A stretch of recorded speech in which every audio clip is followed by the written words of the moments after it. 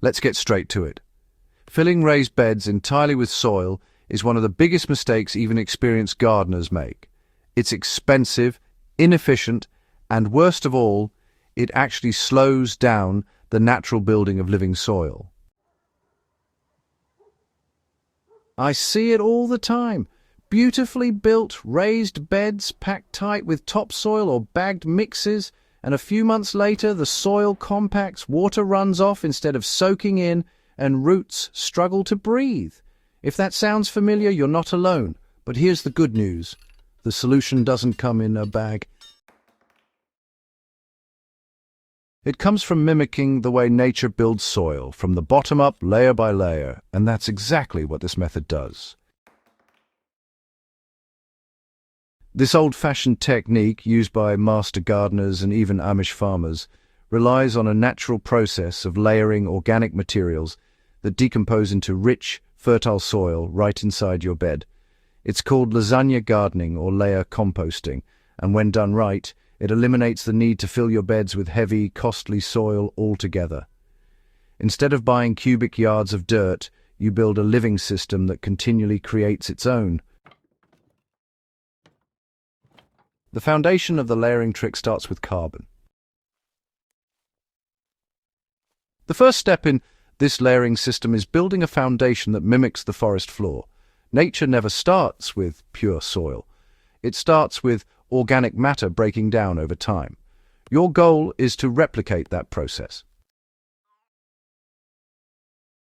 Begin with a thick carbon base at the bottom of your bed. This layer acts like a sponge holding moisture while creating air pockets for oxygen flow. A perfect base layer consists of materials like coarse sticks, small branches, dry corn stalks, straw, or even shredded cardboard. These break down slowly, providing long-term structure to the bed. You want this layer to be about 6 to 8 inches thick. If you're working with deep beds, even up to 12 inches is fine. The ratio here matters. Think of 2 parts carbon to 1 part nitrogen overall in your layering process. That balance keeps decomposition steady without overheating or going anaerobic. Once your carbon base is in place, it's time to feed the microbes. Add a nitrogen-rich layer made from green plant matter, fresh grass clippings, vegetable scraps, coffee grounds, or aged manure. This layer should be roughly half as thick as your carbon layer, so about 3 to 4 inches. If you're using fresh materials that might be high in water, mix in a bit of shredded straw or dry leaves to keep things balanced. This nitrogen layer jumpstarts microbial life. When microbes have both carbon for energy and nitrogen for protein, they multiply quickly, heating the pile and accelerating decomposition. You'll actually feel the warmth after a few days, especially in cooler weather. That's life forming in your bed. Or a practical example. If you're using 1 wheelbarrow of straw, which is your carbon, mix in half a wheelbarrow of grass clippings or manure for your nitrogen. That's roughly the 2-to-1 ratio you want to maintain throughout the layers. Now comes the key step that most gardeners skip, the soil layer. You don't need much, just a thin layer, about 1 inch or 2, sprinkled between your carbon and nitrogen layers.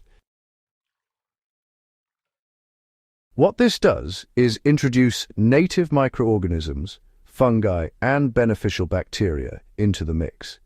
These organisms act as the builders, connecting your raw materials into real soil over time. If your native soil is poor or compacted, you can use a mix of topsoil and finished compost, roughly 50-50. Avoid sterile bagged mixes that lack microbial life.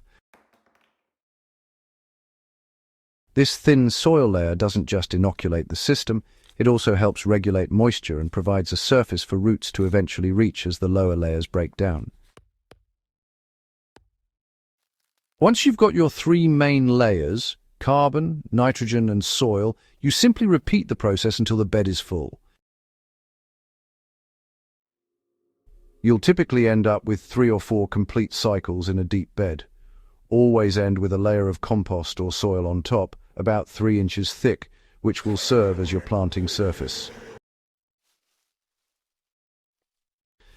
You might be thinking, won't all this settle over time? Yes, it will, and that's exactly what you want. As the materials break down, they compress into nutrient-rich soil that continues to feed your plants year after year.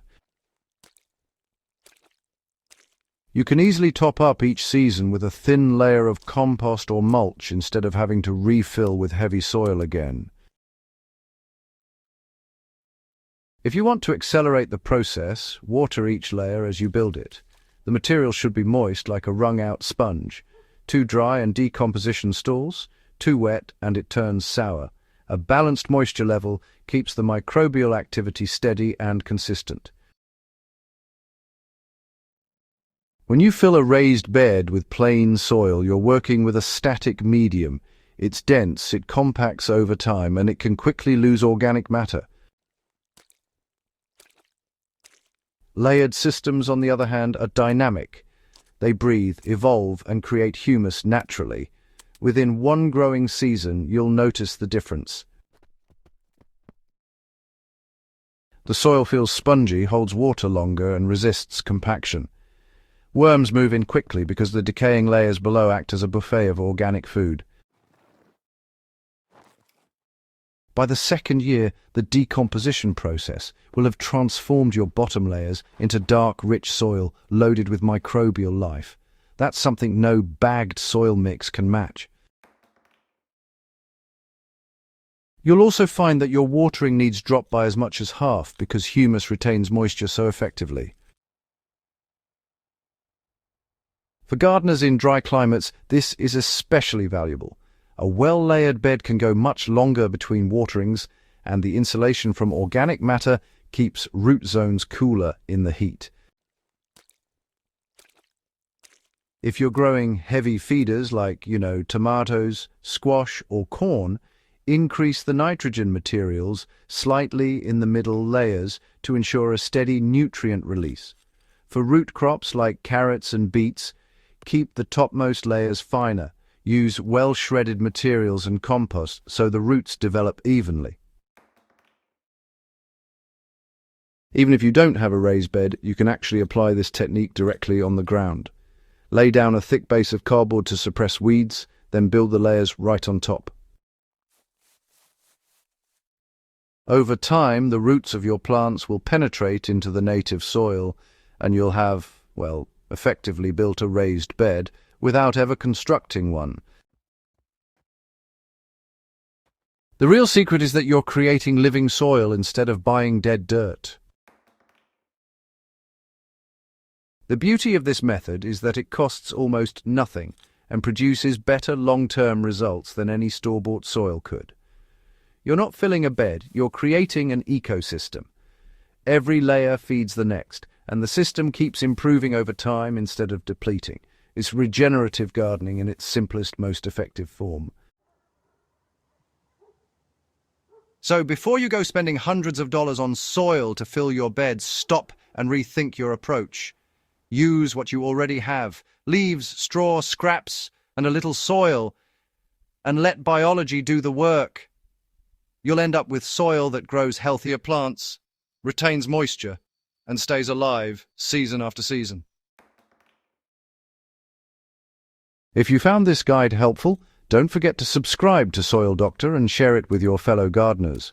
Let's keep these old proven methods alive and teach more people how to grow smarter, not harder, by letting nature build the soil the way it's always meant to be built.